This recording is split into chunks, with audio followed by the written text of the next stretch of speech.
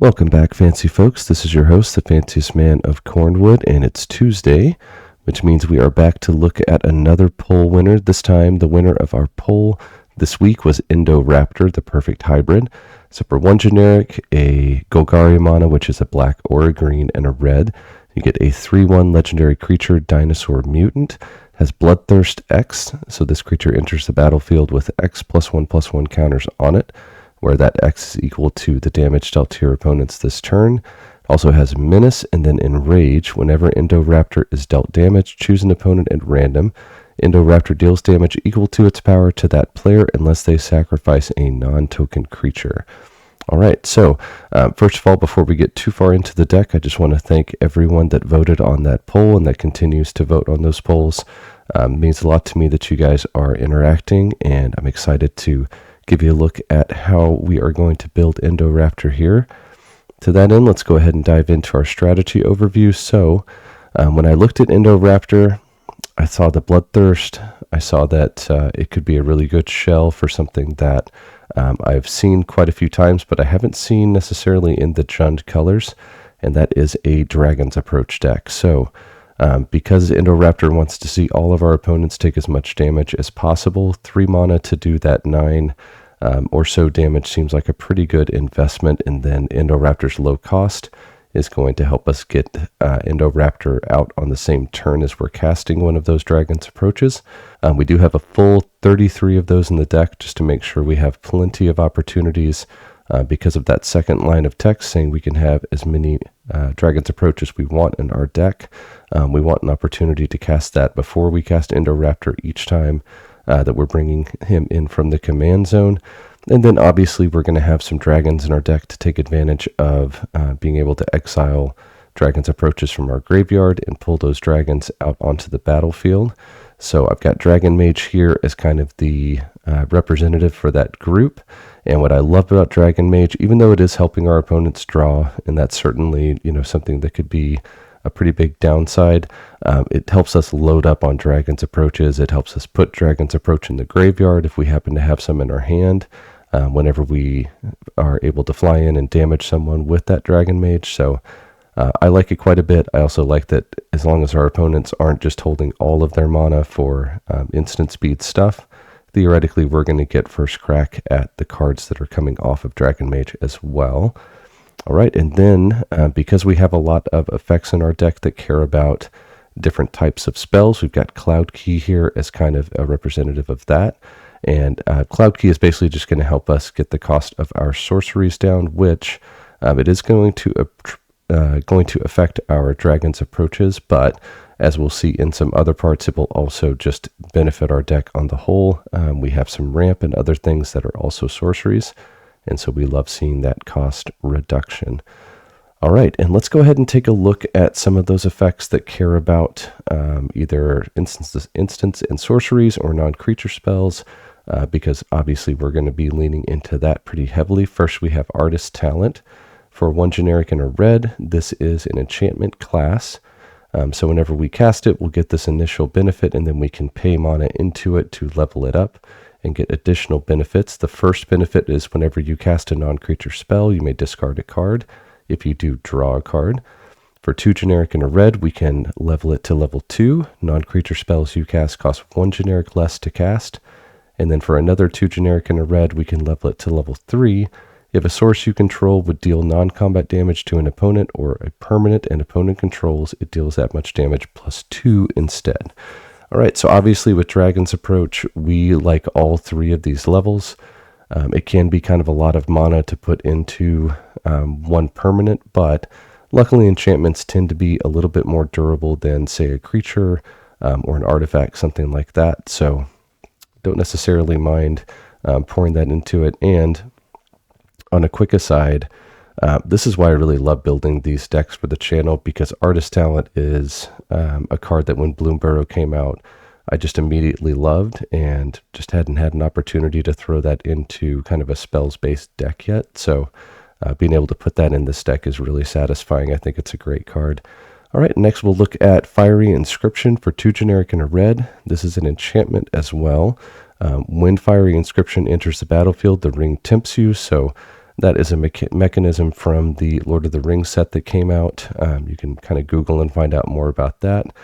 We don't care too much about the ring tempting us, but we do care about the second part, which is whenever you cast an instant or sorcery spell, Fiery Inscription deals 2 damage to each opponent.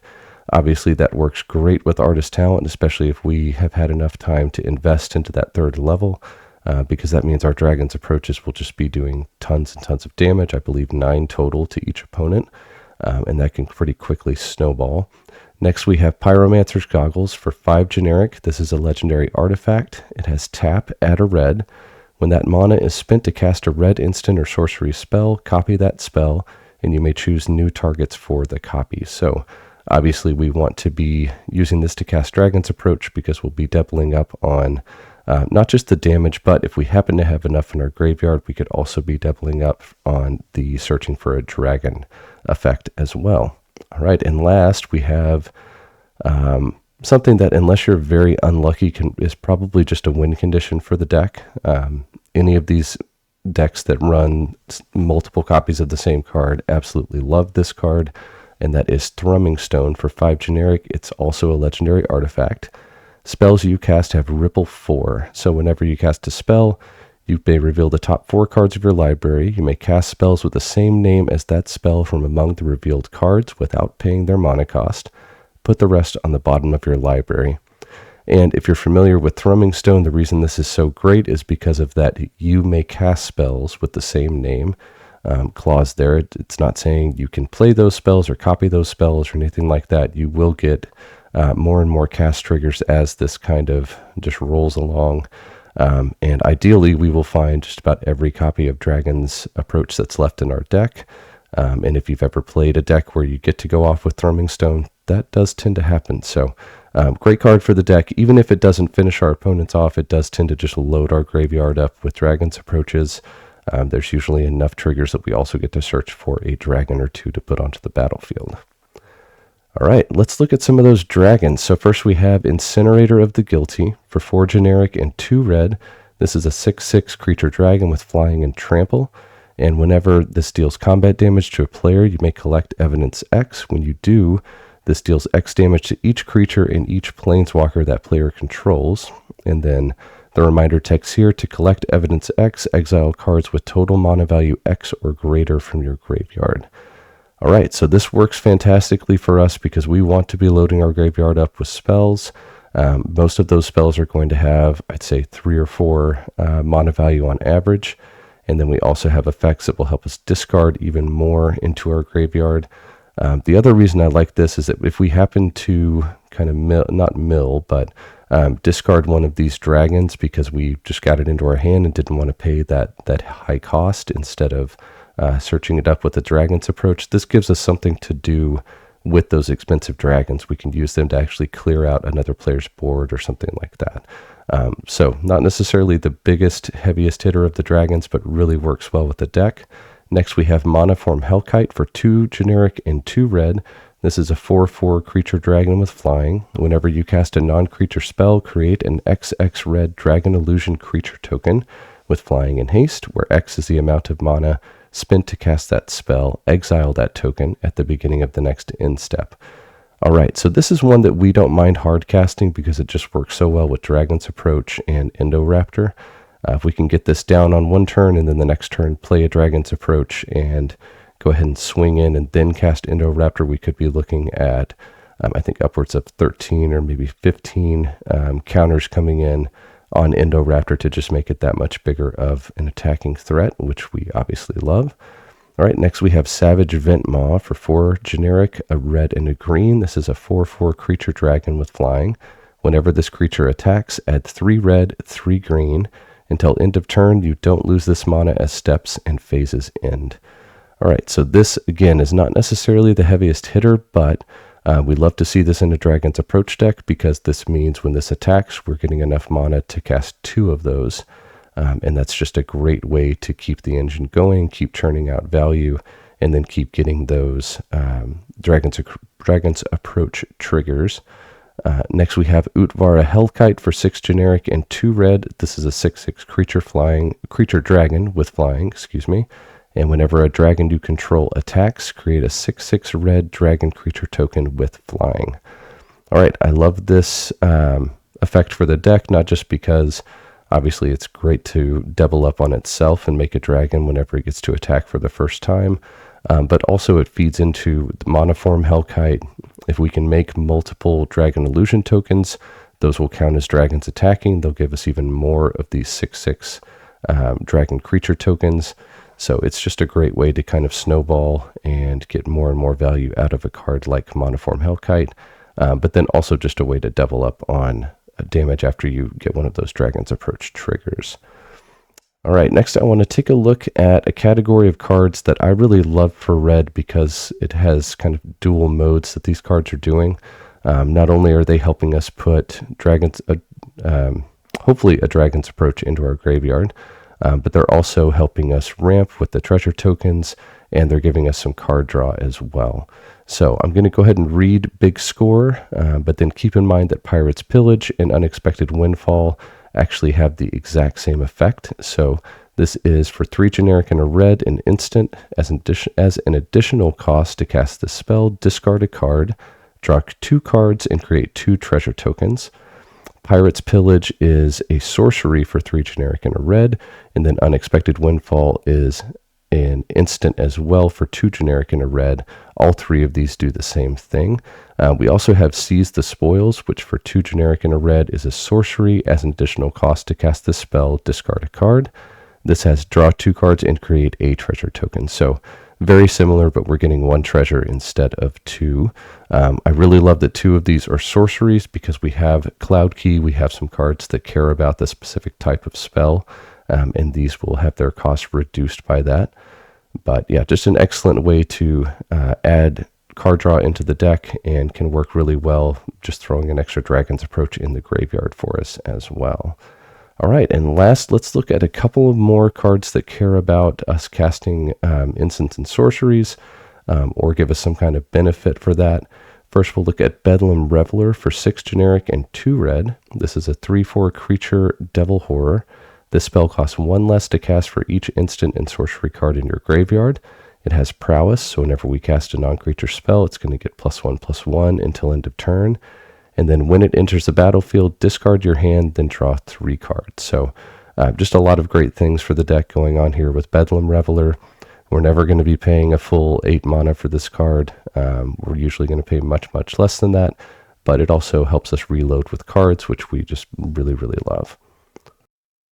Next, let's look at another card from the Lord of the Rings set, which is Glamdring. For 2 generic, this is a legendary artifact equipment. Equipped creature has first strike and gets +1/+0 for each instant and sorcery card in your graveyard. And whenever equipped creature deals combat damage to a player, you may cast an instant or sorcery spell from your hand with mana value less than or equal to that damage without paying its mana cost. And this has Equip 3. All right, Glamdring is great because not only are we running Dragon's Approach, but we're also running some other spells that we might want to use that trigger for. Obviously, the ones we looked at in the last section would fall into that category, but then there's also some ramp spells and things like that. Next, we have Gutter Snipe for 2 generic and a red. This is a 2/2 creature goblin shaman. Whenever you cast an instant or sorcery spell, this creature deals 2 damage to each opponent. So this is fantastic. It's going to help us deal 5 damage instead of 2 to each opponent every time we cast a Dragon's Approach. And then again, we also have other spells in the deck, so we'll be plunking at our opponents when we cast those as well. So yeah, just a great include in the deck. Last, we have Mizzix's Mastery for 3 generic and a red. It's a sorcery. Exile target card that's an instant or sorcery from your graveyard. For each card exiled this way, copy it, and you may cast the copy without paying its mana cost. Exile Mizzix's Mastery. And it has Overload for 5 generic and 3 red. All right, so what we're really interested in, obviously, is that overload cost. If we can do that, typically this will be a win condition for the deck. If not, it's going to put us in a pretty great position because we want to be copying multiple Dragon's Approach with this.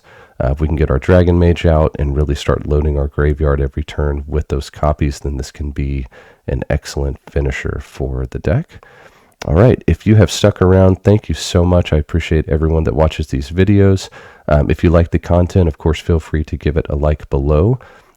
If you want to support the channel, consider subscribing. That really does help kind of push out the content, and then also helps gives me the motivation to keep making these videos for you guys. As always, we will have a new poll going up either today or tomorrow to go ahead and start looking at the commander for next week. Until then, thank you so much for sticking around. I hope you enjoyed the content, and keep playing Commander.